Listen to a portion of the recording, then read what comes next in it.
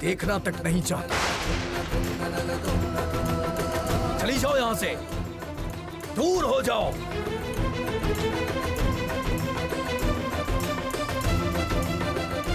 मेरे डॉक्टर साहब भी गुस्सा करने पर ठीक ऐसा ही किया करते थे। उन्हें जब भी मुझ पर गुस्सा आता था तभी मुझसे कहते थे मेरा चेहरा नहीं देखना है उन्हें। कितना अजीब इत्तेफाक है ना ये। मैं अब तुम्हारा चेहरा भी नहीं देखना चाहता गौरी। तुम्हें अपने मन में भी नहीं रखना चाहता, तुम्हें भूलना चाहता हूँ गौरी। मैं आपसे आखिरी बार ये सवाल पूछ रही हूँ, बोलिए कौन हो आप? सारा संसार जो मेरा परिचय जानता है, मैं वही हूं। मैं हूं सन्यासी मृत्युंजय, देवादिदेव महादेव का सेवक। मैं उन चीजों पर कभी भी आंच नहीं आने देती। भले ही मेरी जान चली जाती, मेरे डॉक्टर साहब की यादों को मैं संभाल कर रखती, कभी भी बर्बाद नहीं होने देती। आप मेरे सामने खड़े होकर भी मुझसे झूठ कह रहे हैं, लेकिन आपकी आंखें तो झूठ नहीं बोलती, और आपका स्पर्श भी झूठ नहीं बोल सकता।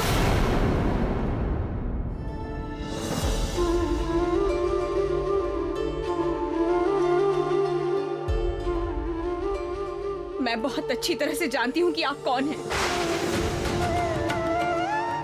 लेकिन अगर आप खुद ही इस सच को स्वीकार नहीं कर रहे हैं तो फिर मैं मान ही लेती हूँ कि आप हमारे रिश्ते को अस्वीकार कर रहे हैं।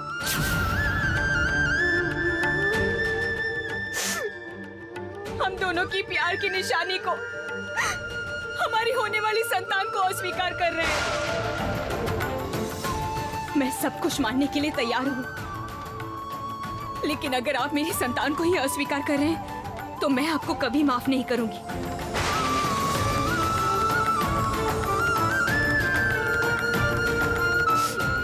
आज तो मैं जा रही हूँ, लेकिन आप एक बात अच्छे से याद रखना, आज के बाद आप मेरा चेहरा कभी भी नहीं देख पाएंगे,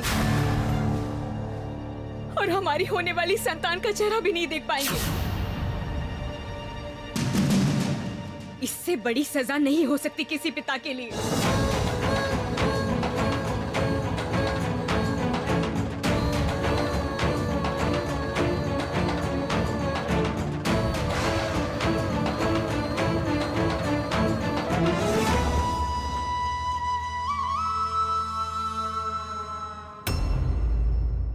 ये क्या बात हुई गौरी? इतनी रात गई तुम आखिर कहाँ गई थी? हाँ गौरी, ऐसे बिन बताए कोई रात में कहीं जाता है क्या? सच में हमें कितनी चिंता हो गई थी पता है?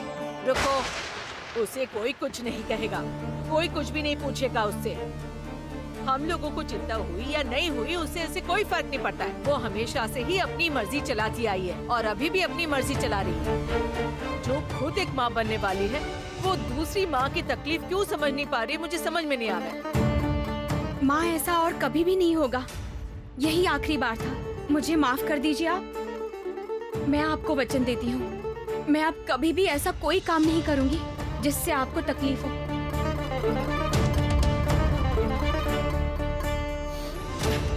तुम पर मैं विश्वास करती हूँ गौरी, तुम्हारे ऊपर मुझे पूरा भरोसा है।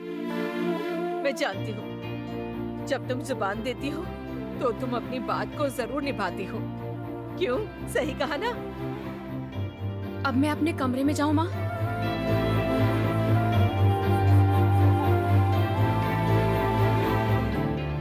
मुझे ना ये पूरा मामला कुछ तो अटपटा लग रहा है। इतनी रात गौरी आखिर गई कहाँ थे? मुझे भी ना कुछ ऐसा ही लग रहा था। उसे देखकर थोड़ा अजीब सा, मतलब थोड़ा अलग सा ही लग रहा था, जैसे उसके चेहरे पर खुशी। हाँ, वही तो। लेकिन ऐसा क्या हुआ है जिसकी वजह से वो ऐसा बर्ताव कर रही है? नहीं नहीं, मुझे पक्के तौर पे जानना होगा गौरी कि तुम कहाँ गई थी। पता करके मुझे भी वहीं पहुँचना होगा, उसके बाद ही इन सब बातों से पर्दा हटेगा। अच्छा बाबा, ठीक तो हो रहा है। गौरी का हंसना खेलना तो उसकी संतान के लिए भी अच्छा है। बस एक बात को लेकर चिंता है। गौरी को मैं कितना समझाती हूँ कि थोड़ा दूध और फल खा ले, लेकिन कुछ भी खाना पीना नहीं चाहती। मैं बस चाहती हूँ कि गौरी की संतान अच्छी तरह से स्वस्थ रूप में इस दुनिया में आए।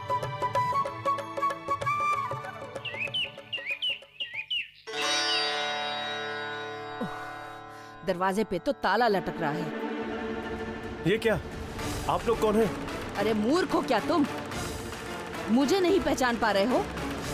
ये पूरा शहर मुझे पहचानता है। कौन पूछता है ये? मैं शैलो माँ हूँ। जाने दो। तुम्हारे बाबा जी कहाँ हैं? उन्हें बुला के लाओ, मुझे उनसे कुछ काम है। बाबा तो अभी यहाँ नहीं है। बाबा तो कल रात को ही निकल गए थे। कब तक लौटेंगे? कब तक लौटेंगे ये हम कैसे बता सकते हैं, बताइए। असल में बाबा के लौटने का कोई पक्का ठिकाना नहीं होता है, और वैसे भी बाबा ज्यादा दिनों तक एक जगह पर रहते नहीं हैं। बाबा कहते हैं ऐसा करने से आसक्ति पैदा होती है।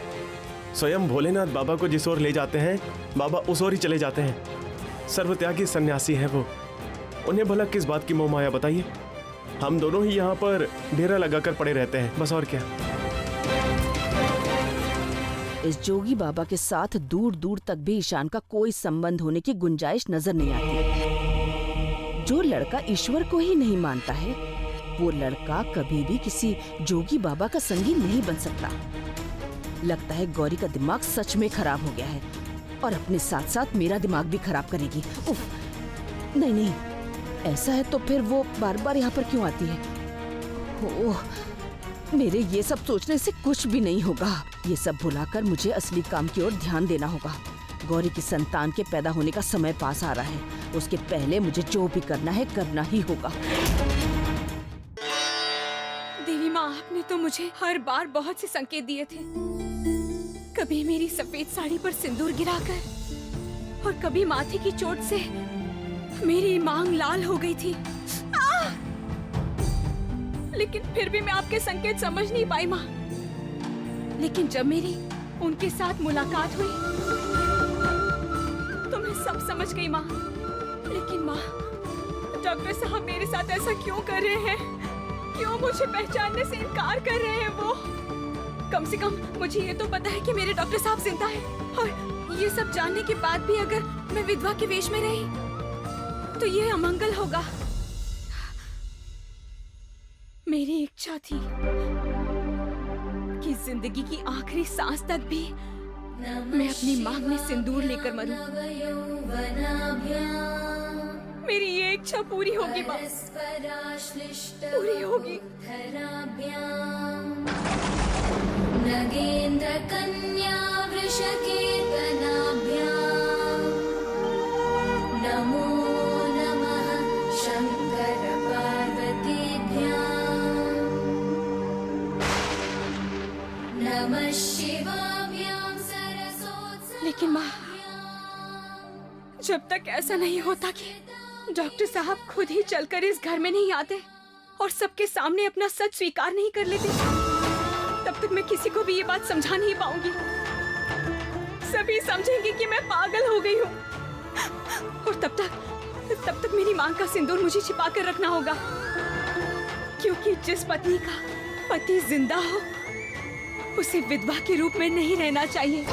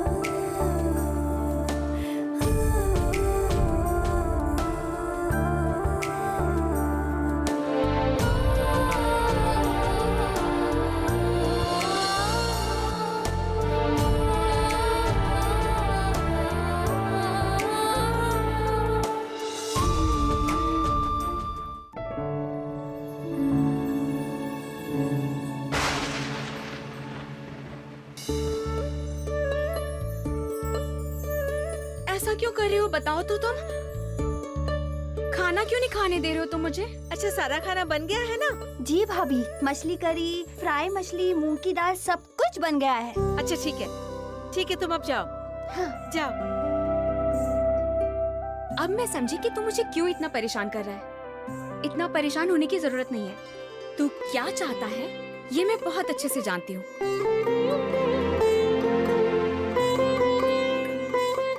खाना तो अभी तक प्लेट में ही पड़ा हुआ है, देख रही हूँ।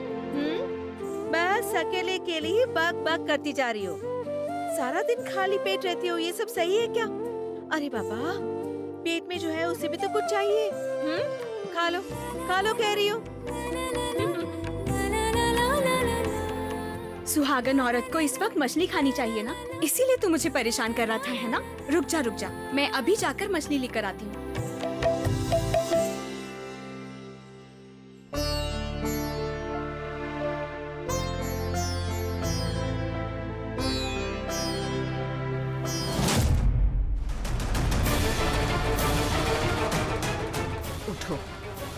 उठो। निर्लज्ज बेहया लड़की कहीं की। छी, तुम विधवा होकर मछली खा रही हो और ये पूरी दुनिया समझ रही है कि तुम शाकाहारी। नहीं शैलो माँ, चुप। तुम्हारे ये दोनों ही रूप कितने अलग हैं और तुम कितनी भयंकर और खतरनाक हो, आज ये बात इस धरती पर सबके सामने लाके रखूंगी। चलो शैलो माँ आप गलत समझ। चलो मेरे साथ। श्रीमती, माधुरी, माँ, सब लोग कहाँ हैं? जल्दी आइए। क्या हो क्या रहा है? क्या हुआ? आप सब लोग कहते हैं ना कि गौरी जैसी पवित्र लड़की हो ही नहीं सकती। सारे नियम कायदे उससे ज्यादा अच्छी तरह से कोई नहीं जानता। पूजा की तैयारी, उसकी सामग्री उससे ज्यादा अच्छी तरह से कुशलता के साथ और कोई नहीं कर पाता, यही कहते हैं ना? बोलो। इस लड़की ने अभी जो भयंकर गुल खिलाया है ना तुम लोगों की प्यारी बहू ने, उसको सुनने के बाद घृणा से तुम लोग अपना मुंह फेर लोगे। गौरी ऐसा कोई काम कर ही नहीं सकती है कि उसे देखकर घृणा से हम लोग मुंह फेर लें। ये मैं बहुत अच्छी तरह से जानती हूँ दीदी। फिर भी बताइए आप, हुआ क्या है? इस लड़की को इस घर के मंगल अमंगल को लेकर कोई भी चिंता नहीं है। अगर होता ना तो फिर इस विधवा की हालत में छुप छुप के चोरी करके मछली खाने का विचार भी इसके मन में नहीं आता।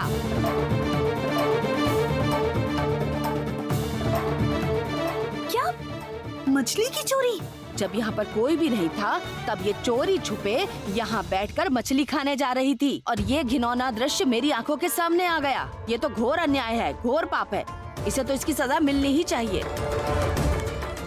मुझे आप लोग माफ कर दीजिए, लेकिन मेरी तबीयत बिल्कुल भी ठीक नहीं लग रही है और हर तरह का खाना मैं खा नहीं पा रही हूँ।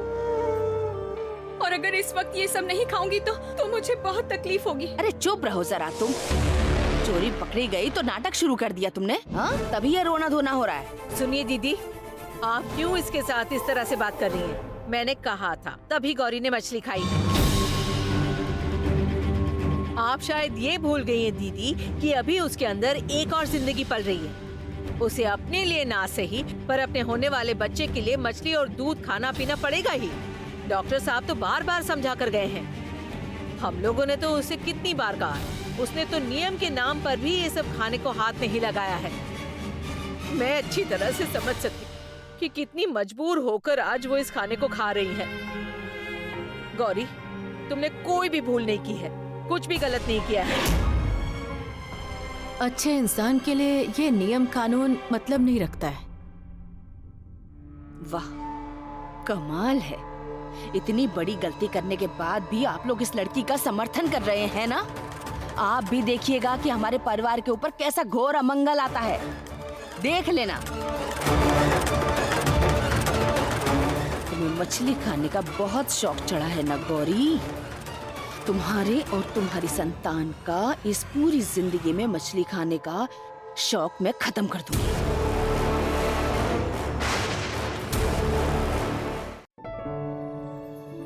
आज कितने दिनों बाद बच्ची अपने आप से खाने गई थी और दीदी ने उसके मुंह का निवाला छीन लिया। ओ, अरे याद आया आनंदी, मैं ना शाम के वक्त गौरी और उसके होने वाले बच्चे के लिए पूजा करने जाऊंगी एक मंदिर में।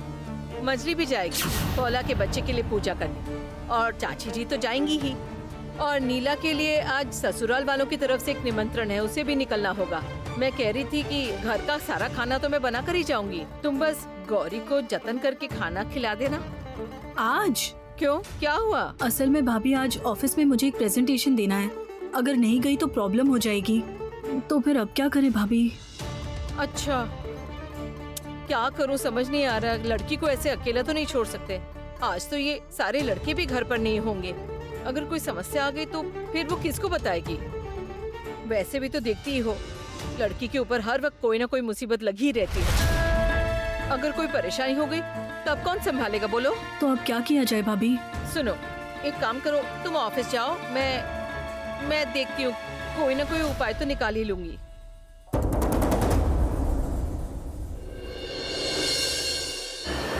नहीं, गौरी को इस हालत में बिल्कुल भी अकेला नहीं छोड़ सकते। प्रेगनेंसी का लास्ट स्टेज चल रहा है, अचानक कुछ समस्या हुई तो क्या करेंगे? ठीक बोल रही हूँ। वैसे भी उसकी तबीयत ठीक नहीं है, वैसे भी आखिरी महीना चल रहा है, अब दिन भी तो नहीं बचा है। नहीं, उसे अकेले छोड़ना ठीक नहीं होगा। घर में किसी को रहना जरूरी है। मैं एक बात कहूँ, मैं रुक जाती हूँ। नहीं, तुम अकेले नहीं रह सकती हो। अकेले तुम कोई भी समस्या संभाल नहीं पाओगी, तो इससे अच्छा है कि मैं ही रुक जाती हूँ। ए बड़ी बहू, मैं ही रुक जाती हूँ।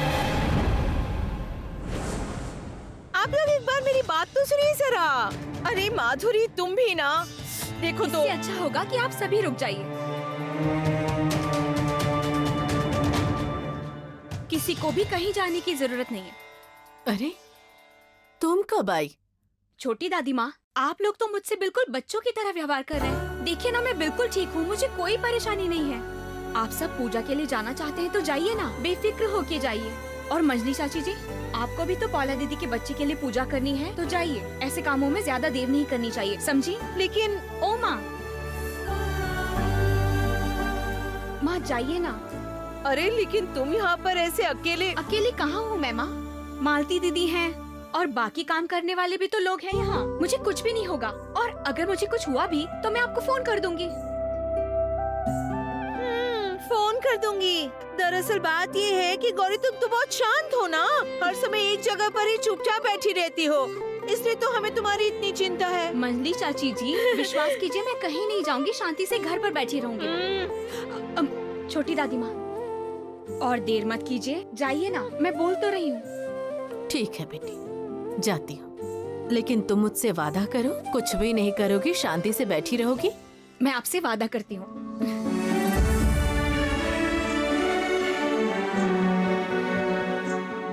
जय माँ दुर्गा, जय माँ दुर्गा। 1 महीने की कोशिश के बाद मैं इसे लेकर आ सका हूँ शिव। ये एक बहुत खतरनाक जहर है, लीजिए।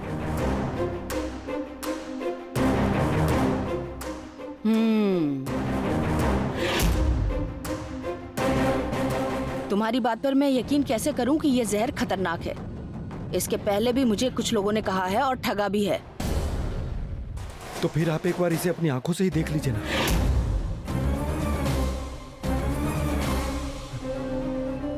ये लीजिए, इस अखबार के कागज के ऊपर एक बूंद गिरा कर देखिए आप, इसके बाद देखिए क्या होता है।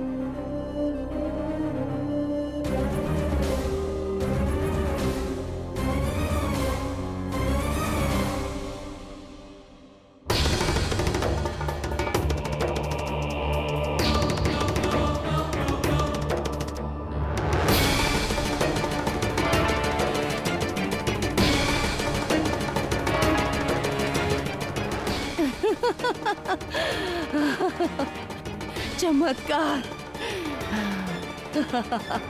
चमत्कार। नहीं, इस जहर की मार से तो गौरी को कोई नहीं बचा सकता। आज ही मौका है। आज पूरे घर में गौरी और घर के नौकरों के सिवा और कोई नहीं होगा। गौरी, तुम्हें खाने का बहुत शौक चढ़ा है ना? आज ना मैं तुम्हें अच्छी तरह से खिलाऊंगी। ये जहर, तुम इस जहर को खाओगी और घर के सभी लोग आकर तुम्हारा मरा हुआ मुंह देखेंगे।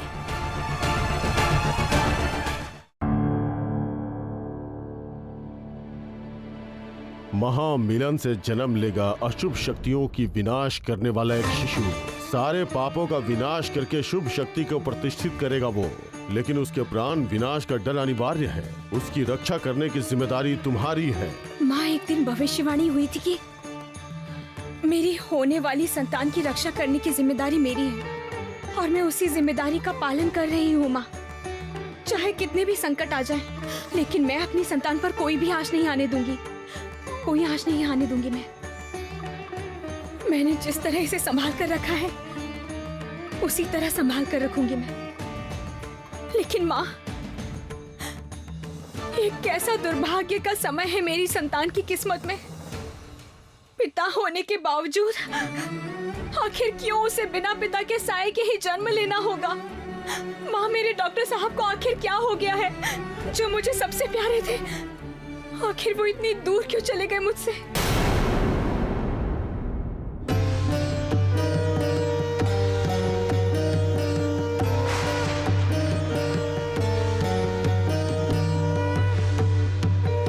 नमस्ते शरण्ये शिवे सानुकंपे, नमस्ते जगद्व्यापिके विश्वरूपे, नमस्ते जगद्वन्द्य पदारविन्दे, नमस्ते जगत्तारिणी त्राहि दुर्गे। ये क्या हो रहा है यहाँ? ये गोला क्यों बनाया है माँ? अगर भला चाहती हो तो जब तक कि तुम्हारे घर के सभी लोग वापस नहीं आ जाते, इस घेरा के बाहर कदम मत रखना।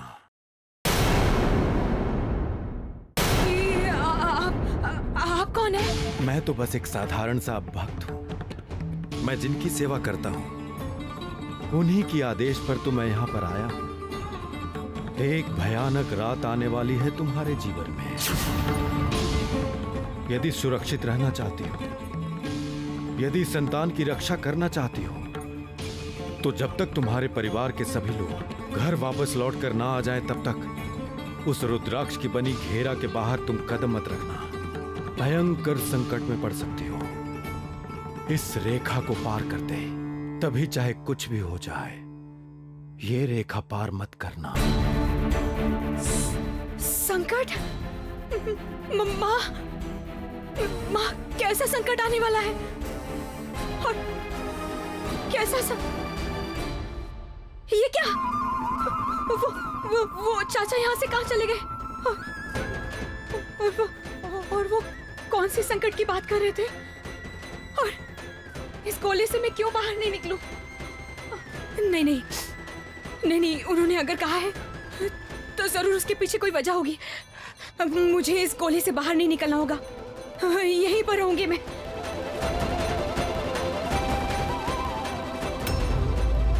चलो, सारा खाना तो तैयार ही है। अब गौरी भाभी को खाना परोस कर दे देती हूँ, नहीं तो बड़ी भाभी आकर मेरे ऊपर गुस्सा करेगी। सुनो, हाँ? बाहर जाकर देखो, कोई तुम्हें बहुत देर से बुला रहा है। मुझको कौन बुलाएगा? अब मैं ये कैसे बता सकता हूँ? एक बार तुम खुद ही जाकर देख लो ना।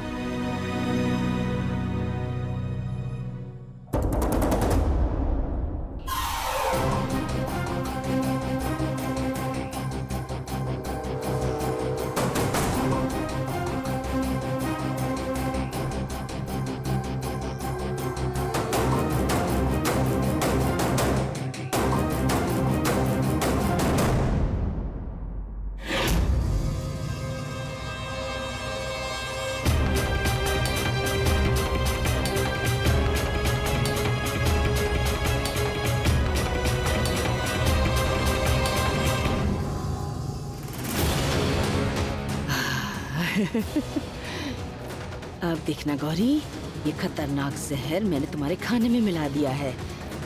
अब तुम और तुम्हारी संतान दोनों ही नहीं बचोगे और कोई बचा भी नहीं पाएगा तुम दोनों को।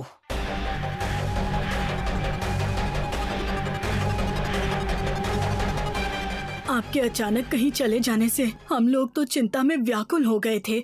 आपके आशीर्वाद के बिना हम लोग कैसे जी पाएंगे बाबा? जिस बीमारी को डॉक्टर तक ठीक नहीं कर पाते थे, और उस बीमारी का नाम सुनते ही आपने बस एक पुड़िया दिया मुझे, और उस पुड़िया से वो रोग ठीक हो गया। बाबा, आपके अध्यात्म में इतनी शक्ति है। तुम्हारे कमर का दर्द अभी कैसा है? अब तो बहुत आराम है बाबा।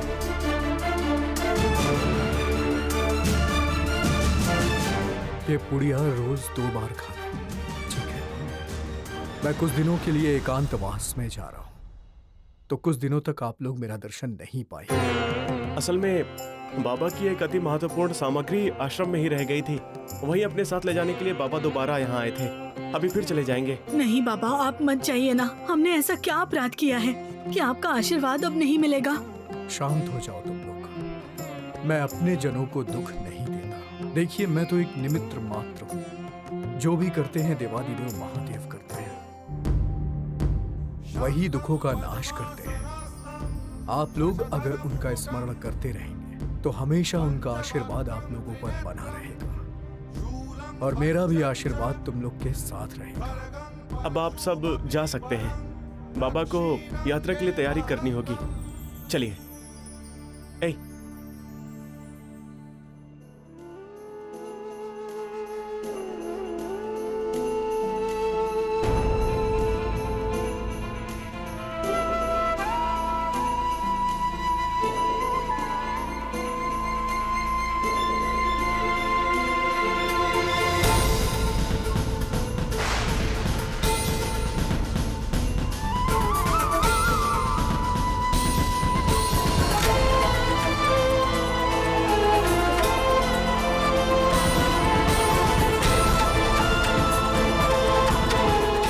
बाबा, चलिए, आपको देर हो रही है।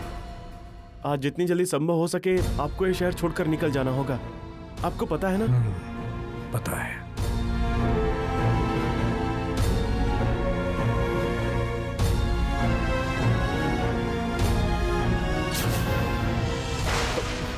बाबा, बाबा क्या हुआ आपको?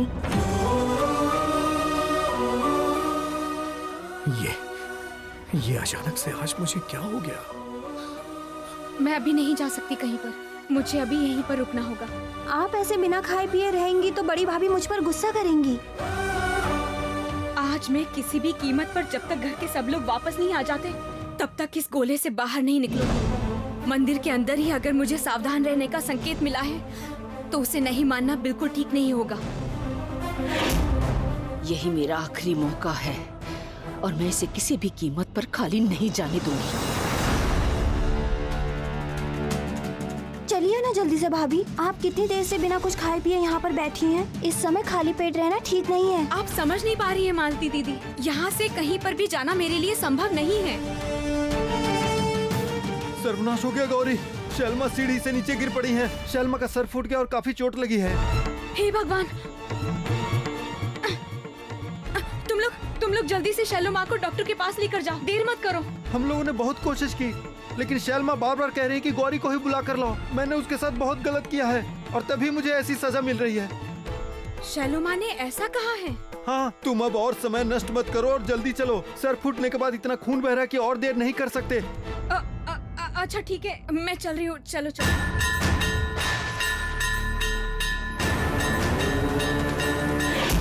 अरे बाप रे! ये क्या शैलो माँ? क्या हो गया?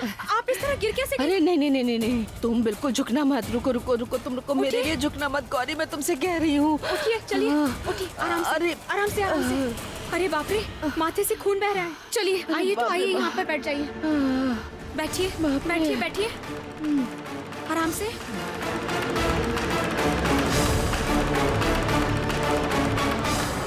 ये कैसे हुआ शैलो माँ? गौरी, तुम मुझे माफ कर दो गौरी, मुझसे गलती हो गई है। ये आप कैसी बातें कर रही हैं शैलो माँ? नहीं गौरी, सुनो, मैं बिल्कुल सच कह रही हूँ। मैं तुमसे कह रही हूँ कि ये बिल्कुल सच है कि मैं तुम्हें बर्दाश्त नहीं कर पाती हूँ गौरी। लेकिन मैंने ये कौन सा पाप कर दिया? महापाप। तुम खाना खाने जा रही थी और उसी समय मैंने तुम्हारे मुंह के आगे से खाना छीन लिया गौरी। मैंने तुम्हें खाने नहीं दिया, लेकिन सिर्फ तुम्हें ही नहीं गौरी, तुम्हारी जो संतान इस धरती पे आने वाली है, मैंने उसके मुंह का भी निवाला छीन लिया गौरी। छी छी छी छी छी छी छी छी छी छी। शैलो माँ, आप ये सब बातें रहने दीजिए। अभी चलिए डॉक्टर के पास चलते हैं। नहीं गौरी, मैं कहीं नहीं जाऊंगी। डॉक्टर वैद्य कोई कुछ नहीं कर पाएगा। मैंने तो महापाप किया है, मुझे पाप का प्रायश्चित करना ही होगा, तभी मुझे शांति मिलेगी। मुझे प्रायश्चित करने दो। जाओ जाकर खाना ले आओ। खाना? हाँ